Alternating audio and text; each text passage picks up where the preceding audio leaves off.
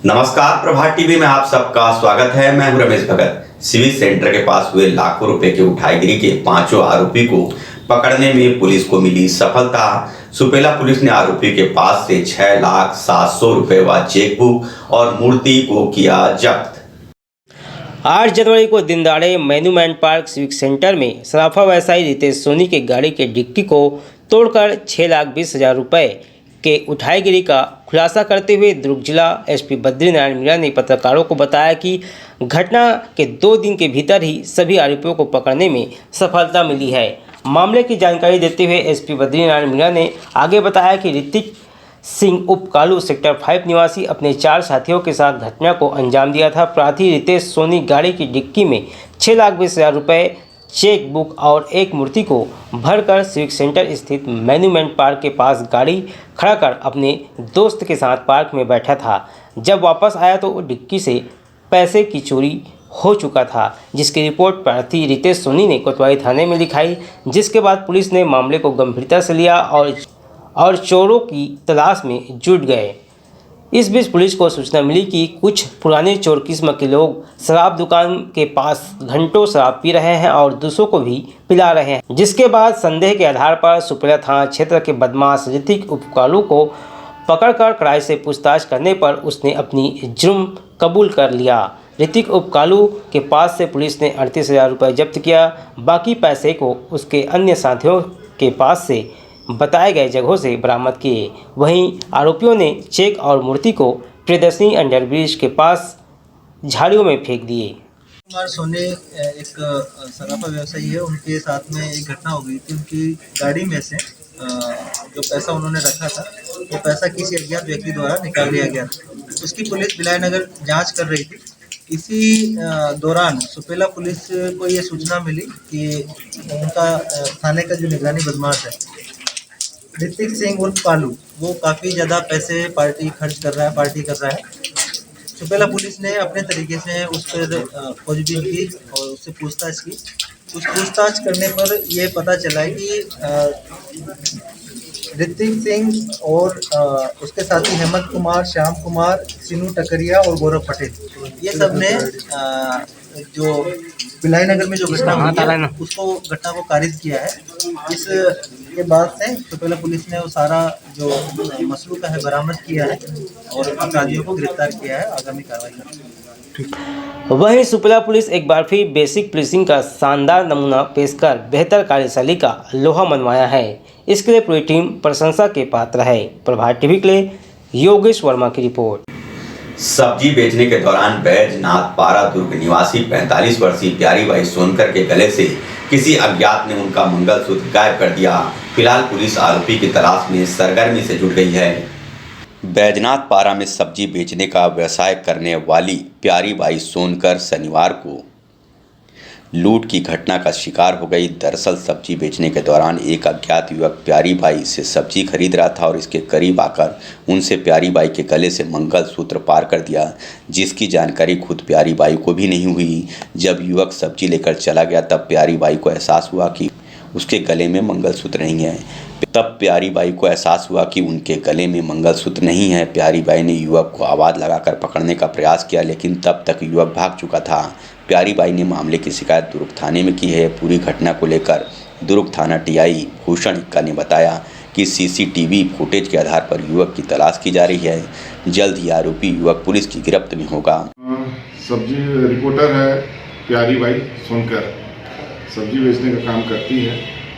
सब्जी बेचने के दौरान में 8:30 बजे के करीब एक लड़का सब्जी खरीदने के नाम पर उसके करीब आ गया है और जिधर वो बैठी थी उधर चले गया था। अब वहाँ से सब्जी लेन देन कर रहा था। सब्जी वाली अपनी सब्जी बेचने में मशगूल थी, सकेलने में। जब वो लड़का वहाँ से चले गया, हटा है, तब उसको पता लगा कि मेरे गले में जो मंगलसूत्र था वो नहीं है बोलकर। उस लड़के को देखी, पीछे से चिल्लाई, तो वो लड़का वहाँ से भाग गया। उसको दौड़ाने का प्रयास किए हैं पकड़ने के लिए, लेकिन नहीं पकड़ पाए और उसमें अपराध पंजीबद्ध हो गया है। चोरी का अपराध पंजीबद्ध हो गया है और जल्दी हम उस आरोपी को पकड़ लेंगे। फिलहाल दिन दहाड़े चोरी की घटना को अंजाम देना, इससे यह साबित होता है कि चोरों के हौसले कितने बुलंद हो गए हैं। अच्छा होगा पुलिस अपने कार्य में और तेजी लाए, जिससे चोरी की घटना को अंजाम देने वाले आरोपियों में पुलिस का खौफ रहे। प्रभात टीवी के लिए दुर्ग से बीना दुबे की रिपोर्ट।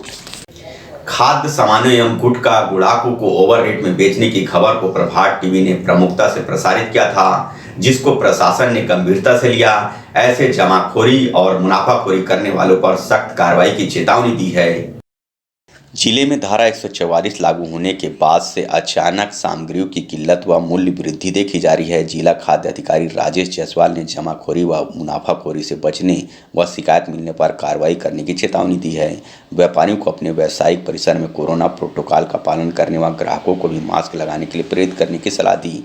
उन्होंने कहा कि व्यापारी सामग्रियों की आवश्यक जमाखोरी न करें, अनावश्यक रूप से सामग्रियों की कीमत ना बढ़ाएं, दुकानों में सैनिटाइजर की व्यवस्था रखें, सोशल डिस्टेंस का पालन करें। उन्होंने चेतावनी दी है कि जांच के दौरान बिना मास्क के मिलने पर दुकानदारों के खिलाफ कार्रवाई की जाएगी। वहीं जमाखोरी व मुनाफाखोरी जैसी स्थिति प्रमाणित होती है तो सख्त कार्रवाई की जाएगी। नगर पालिका व प्रशासनिक टीम द्वारा सतत निगरानी की जाएगी।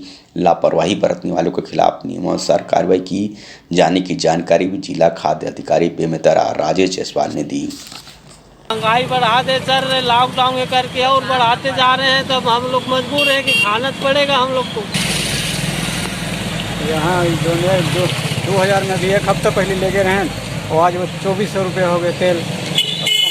लेबो ने क्या करबो, अब जरूरी थे तो हम यही खाना पीना है ही। जो सामान्य दर अभी वर्तमान में चल रहे हैं उस हिसाब से बाजार में सामान उपलब्ध है। बढ़िया रेट का जहाँ तक सवाल है, इस प्रकार की कोई शिकायत हमको अभी तक प्राप्त नहीं हुई है। गुटखे का रहा सवाल, तो गुटखा जो बेचते हैं जिसके संबंध में पहले भी शासन प्रशासन मुस्तैद रही है कि वो सीमित मात्रा में और निर्धारित दर पर ही बिके, ज़्यादा मात्रा में बिके ना ज़्यादा दर पे। इस पर एक्साइज विभाग के द्वारा कार्रवाई की जा रही है और सामानों का जहाँ तक सवाल है उसके द्वारा CMHO के द्वारा गुणवत्ता को लेकर जाँच की जा रही है। और बढ़े दर का जो सवाल है, बढ़े दर के संबंध में अभी तक कोई जानकारी मिली नहीं है, लेकिन अगर ऐसा कोई पाया जाता है कि कोई होल्डिंग करके रख रहा है और अधिक दामों पर बेचा जा रहा है तो उसके विरुद्ध भी कठोरतम कार्रवाई की जाएगी। BM शाह हॉस्पिटल द्वारा संचालित गिदोड़ी देवी मेमोरियल चैरिटेबल हॉस्पिटल एवं रिसर्च सेंटर जनरल सर्जरी, हड्डी रोग, जनरल मेडिसिन, प्रसूति एवं स्त्री रोग, शहर के जाने माने डॉक्टरों द्वारा इलाज की सुविधा। हॉस्पिटल में सर्व सुविधा युक्त ऑपरेशन थिएटर, दवाई की दुकान, प्राइवेट रूम सहित अनेकों सुविधाएं। आयुष्मान कार्ड के तहत इलाज की विशेष सुविधा। पता G road, new Khursipar, Bhilai. Phone number 0788405101। Mobile number 8821030555। तांबा, पीतल, कांसा, aluminium, stainless steel, cooker, mixie सभी प्रकार के बर्तनों के चिल्लर एवं थोक विक्रेता। यहाँ पर कुकर, मिक्सी, गैस चूल्हा बनाए जाते हैं। अनुराग मेटल शॉप नंबर 10, नेहरू भवन road, Supela, Bhilai. Mobile number 9827187008।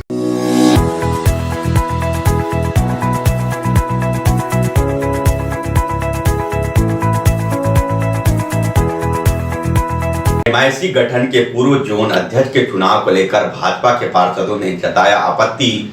कहा MIC गठन के बाद ही जोन अध्यक्षों की जाती है चुनाव। महापौर परिषद के पहले ही जोन अध्यक्ष की नियुक्ति किए जाने को लेकर भाजपा पार्षदों ने अपनी आपत्ति दर्ज कराते हुए निगम आयुक्त प्रकाश सर्वे के अनुपस्थिति में उपायुक्त सुनील अग्रहरी को ज्ञापन सौंपा और सभी भाजपा पार्षदों ने बुधवार को होने वाले वार्ड समिति अध्यक्ष के निर्वाचन को नियम विरुद्ध बताया और निर्वाचन को निरस्त करने सभी भाजपा पार्षदों ने उपायुक्त से मांग की। भाजपा पार्षदों ने कहा कि नियम के अनुसार सर्वप्रथम मेयर इन काउंसिल का, फिर सलाहकार समिति का और उसके बाद वार्ड समिति का चुनाव होगा, जबकि इसके विपरीत वार्ड अध्यक्ष की नियुक्ति की जा रही है, जिसका हम विरोध और आपत्ति करते हैं, जिसकी जानकारी भिलाई निगम के भाजपा पार्षदों ने दी। देखिए, हम लोगों को कल अचानक जो जोन समिति, जो वार्ड समिति का अध्यक्ष का, जोन अध्यक्ष का चुनाव होता है, उसके संदर्भ में सूचना मिली कि 12 तारीख को वार्ड समिति के अध्यक्ष का चुनाव होना है, जिसको जोन अध्यक्ष भी कहा जाता है।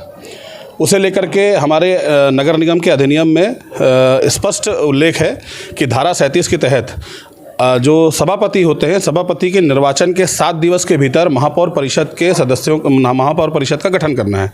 और उसके बाद सलाहकार समिति जो बनती है अलग अलग विभागों की, उस सलाहकार समिति के गठन होने के बाद में जोन का जो चुनाव होगा, जोन अध्यक्ष या वार्ड समिति के अध्यक्ष जिसको बोलते हैं उसका, ये उसके बाद होगा। तो इस अधिनियम का पालन नहीं करते हुए नियम विरुद्ध जा करके पहले जोन का चुनाव कराया जा रहा है। ये अपने आप में समझ से परे कहीं ना कहीं ये चीज़ों को प्रभावित करने के लिए, विषयों को प्रभावित करने जैसा लग रहा है। इसी को लेकर के आज हम लोगों ने कमिश्नर साहब के नाम पर ज्ञापन दिया है और कलेक्टर महोदय से भी मिलने जा रहे हैं, संभागायुक्त महोदय से मिलने जा रहे हैं और समय लेकर के सचिव नगरीय प्रशासन विभाग से भी हम लोग समय लिया है और वहाँ पर भी जाकर के इस मामले में ज्ञापन देंगे। और अगर इसको सही तरीके से नहीं कराया जाएगा, इसको लेकर के आगे जो भी प्रक्रिया होगी आपस में चर्चा करके हम लोग उसकी कार्रवाई की तरफ भी आगे बढ़ेंगे। हमने ज्ञापन दिया कमिश्नर के नाम से, चूँकि सुनील गिरी अपर कमिश्नर ने लिया है और मांग हमने की कि सीधा सीधा भाई निरस्त किया जाए और निरस्त की मांग को लेकर भी कलेक्टर को भी और आगे जहाँ जहाँ ज्ञापन देना देंगे, क्योंकि संवैधानिक जो है संवैधानिक तरीके से कोई काम हो और संवैधानिक तरीके से करना चाहेंगे तो ये हम करने नहीं देंगे। अब देखने वाली बात यह है कि भाजपा पार्षदों की आपत्ति पर निगम अधिकारी और जिला प्रशासन क्या निर्णय लेती है। प्रभात टीवी के लिए योगेश वर्मा की रिपोर्ट।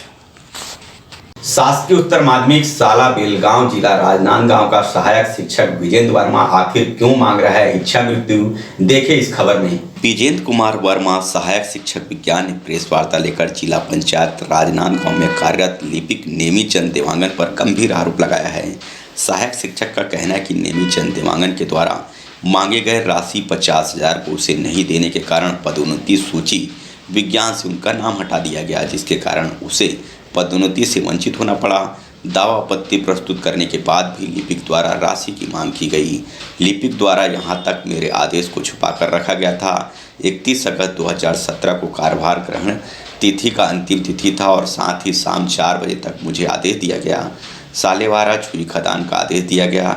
मेरे निवास से 150 किलोमीटर की दूरी होने के कारण मैं कार्यभार ग्रहण नहीं कर पाया और मैं पदोन्नति से अपात्र हो गया। हर माह मुझे 8,000 का नुकसान उठाना पड़ रहा है, जिससे मैं व्यथित हूं। अगर मुझे न्याय नहीं मिला तो मुझे इच्छा मृत्यु की अनुमति दी जाए। 2017 में जो सहायक शिक्षक पंचायत से जो शिक्षक पंचायत में प्रमोशन हुआ था जिला पंचायत के द्वारा, उसमें मेरा विज्ञान में नाम बहुत आगे था और लगभग 250 लोगों का प्रमोशन हुआ था सब विषय मिला के। और इसमें जब जो भी उसका ये डॉक्यूमेंट्स वगैरह जो भी हुआ था सत्यापन वगैरह, उसमें मेरा पूरा नाम था। लेकिन सत्यापन के बाद जब लिस्ट निकाला गया उसमें भी मेरा नाम था। लेकिन जैसे प्रमोशन का लिस्ट निकाला गया उसमें मेरा नाम वहाँ से विलोपित कर दिया गया, गायब कर दिया गया और मेरा नाम जो है पदोन्नति से पता नहीं कैसे हटा दिया गया। उसके दूसरे रोज लिस्ट निकाला गया और उसमें मेरे पदोन्नति से मेरा नाम हट गया था और बाकी मेरे जितने भी कनिष्ठ साथी थे उनका नाम था उसमें। तो मेरे द्वारा जाके जिला पंचायत में आवेदन दिया गया कि मेरा नाम वहाँ से त्रुटिवश छूट गया है ऐसा करके।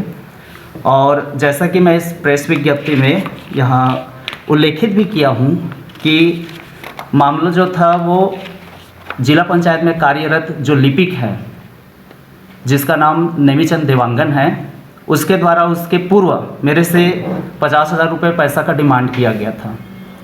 चूँकि मैं किसी कारणवश वो पैसा नहीं दे पाया था, शायद इसी कारण से उस लिस्ट से, क्योंकि वही उस लिस्ट को ये कर रहे थे, तो लिस्ट से मेरा नाम गायब कर दिया गया था।